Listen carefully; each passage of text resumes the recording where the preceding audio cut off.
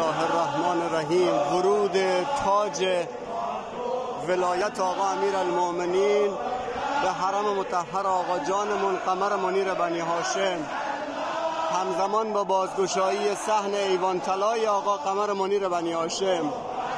به به به جانم امیرالمؤمنین.